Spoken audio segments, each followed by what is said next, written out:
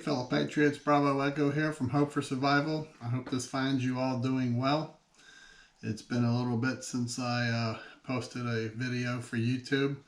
I wanted to stop by and drop one for you to kind of give you an update. The world is changing every day, and hopefully you're all healthy and safe and doing well. Hopefully the impacts of the economy are not hitting you too hard yet, and hopefully steps you've taken to prepare in the past are helping you out some now. It is a good time to offset some of the grocery costs now by utilizing some of them to bring down your grocery bill as needed. That's why we prepare for every day and not for doomsday. We continue canning and stocking and planning out our garden season coming up. So keep on doing what you know that you need to do. Things in the world are crazy, internationally and nationally. The debt continues to rise with no let up in sight. The government just passed another 1.5 or $1.4 trillion omnibus bill in the middle of the night this week. So you can add that on to our $33 trillion debt that continues to grow, and we have trouble paying the interest on this debt as it is now. So that's just more to the pain today and the future pain for our children and grandchildren. Fuel costs are going up. I would not be surprised to see the fuel in many areas reach $6 to $7 a gallon, if not more. We are a very blessed and nation with plenty of energy here, and yet our leadership refuses to tap into them and drill to get us back to an energy free nation where we're not dependent upon oil from outside the United States. So maybe that's a question you need to ask yourself and contact your elected officials as to why we don't get answers. We get the same business as usual answer, that blame to the other side. We got to remember that we are the people and we are paying the bills to keep this nation moving. So I believe the time has arrived to where we need to get more involved in our local community, our chambers of commerce, our board of education, attend our chamber meetings. And we need to start asking questions. If you are a minority amongst opinion, you need to go back and regroup and find more of the same opinion that you hold and go back to be the majority to start making changes. We're not going to change it from the top down. We have to change it from the bottom up. And that means our local community up through our county and to our state to start seeing changes. It's not going to happen overnight. It's going to take a while to do so. But from all evidence indicated now, whether it's a Democrat or Republican, they're not getting the message yet that Americans are suffering. Many of them have not recovered from the 2 years of the strangulation brought forward by the virus, loss of jobs, loss of businesses, loss of family members, and people are still in pain financially and morally. And something has to happen. Something has got to happen soon to give these folks some hope. But in the meantime, I said earlier, you got to keep on preparing, doing what you've been doing, and you really need to reach out to those around you and try to encourage them to do the same. think of it this way: the time and energy you invest now with the people around you may be um, individuals who in the future could be on your doorstep needing help. If you help them now, hopefully you can help more people be prepared and push those who are unprepared further out away from you.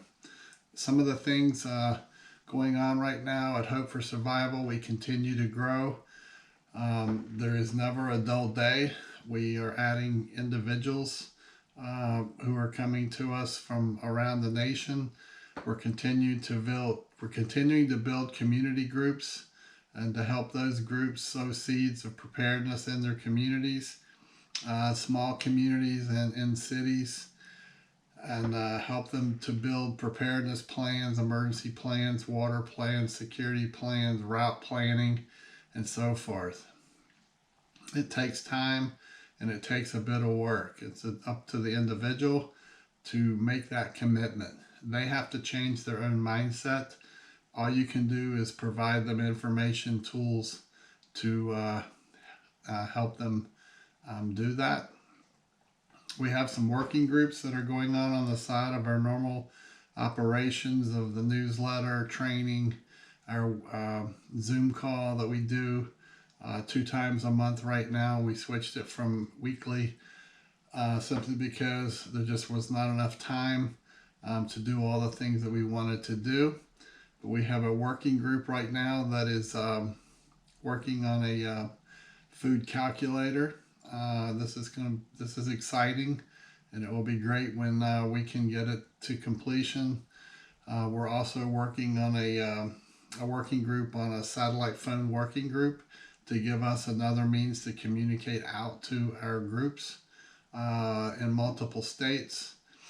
We're also working on a Hope for Survival alerting system that will be alerting only to real world events, so that we can send these alerts out to individuals who can then feed the information down to their groups.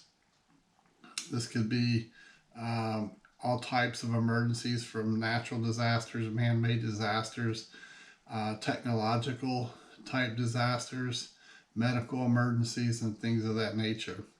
But it's to move accurate information into the hands of those who will need it in a timely manner. These things do not happen quick. It takes time and hours of manpower investment who are volunteering their time to help us build these programs. But we're looking forward to hopefully getting these tools out into your hand as soon as possible. We have a couple of events coming up. May 20th through the 22nd, Heritage Life Skills in Waynesville, North Carolina. If you've never attended, you might, and you're near Waynesville, you might wish to check into it through Carolina Readiness Supply in Waynesville, North Carolina. They are taking class registrations at this time. We had a lot of folks from Hope for Survival attend last year. We had over 50 folks from 7 or 8 states, and hopefully we can build up on that again this year. We have a good time getting together to break bread the evening before it starts, to have a little dinner and kind of a family reunion amongst our group preparers to spend time together. And then we go about our classes and so forth. I'll be teaching 9 classes this year over the 3-day period, offering 2 new classes in psychological preparedness, and the second one is how to find new people and vet them for your group. So it's all on the Carolina Readiness Supply website if you have interest in attending. So that's kind of an update to where we are.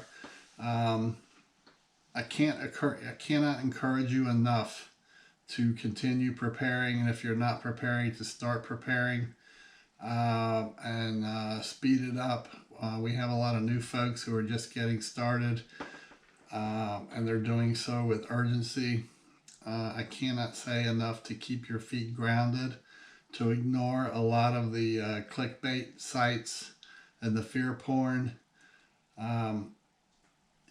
there's a lot of events taking place around the world, from Ukraine with Russia, Taiwan and China, the Middle East. You can't change these events. It's good to be informed of what's happening. The thing you need to focus on is the cause and how will it affect you. For example, you're seeing an escalation of fuel prices for whatever reason.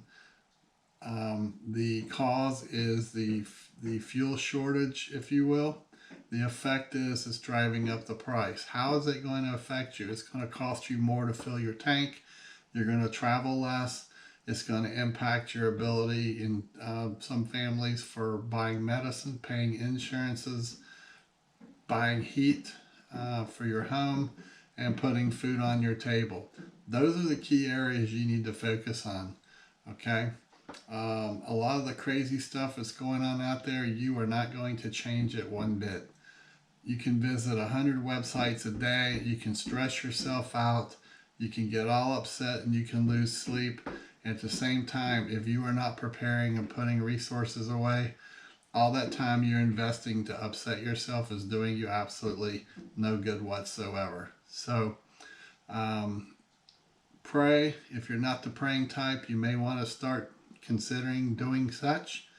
Get with like-minded friends. Get around people who are positive. Think positive.